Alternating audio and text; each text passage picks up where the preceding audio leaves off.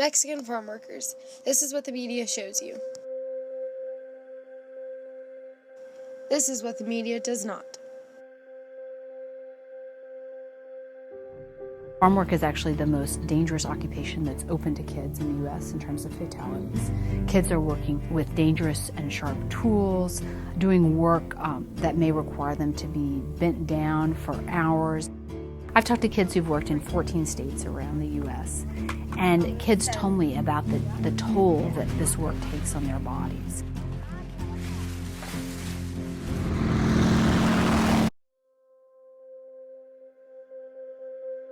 Demand for Mexican labor increased greatly during the beginning of World War I due to less men on the home front able to work and because less people were migrating from Europe to the United States.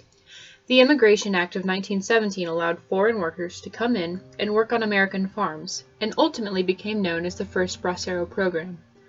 This first guest worker program created 70,000 open jobs for migrant workers.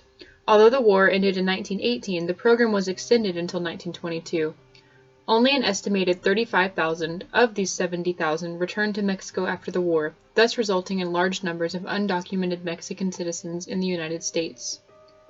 During the Great Depression, jobs were scarce and most couldn't find work, so more than 500,000 Mexican-American workers were deported or pressured to leave.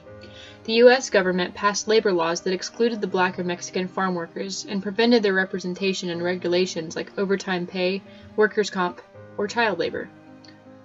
On the onset of World War II, the Bracero program was jump-started. Once again, the United States imported temporary laborers from Mexico to work in the fields and on railroads. Because of farm owners profiting off of cheap labor, Mexican farm workers once again remained in the United States, thus resulting in another wave of illegal immigrants across the border due to expired visas.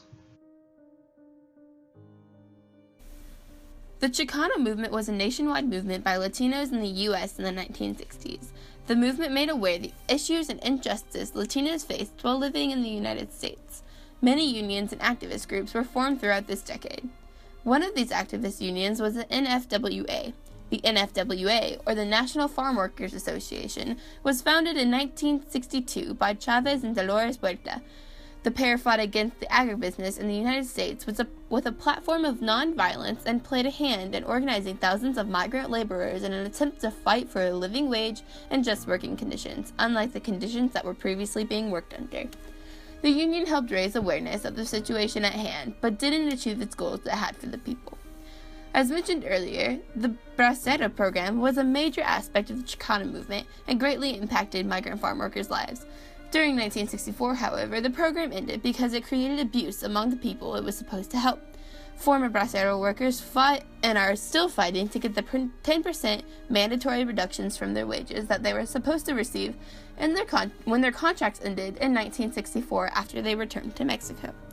The Chicano movement as a whole drew national attention to the migrant farm workers' struggles, including their pay and their working conditions.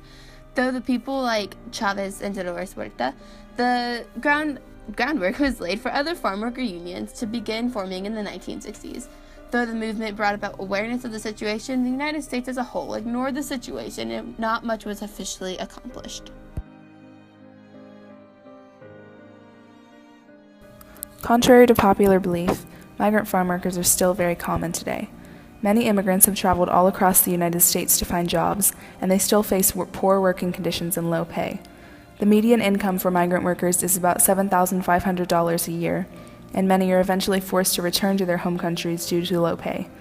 As farm technology advances, these jobs can be even more difficult to obtain as manual labor is replaced by machinery. The plane flew over the field and began spraying on the field, and I didn't know what the spray contained or what it was. The drift was coming towards our field because it was windy, and I'm thinking, oh, it's just water, they're making the crops grow better. Now, pesticide exposure isn't good for any farm workers, but it's especially bad for children whose bodies are still developing.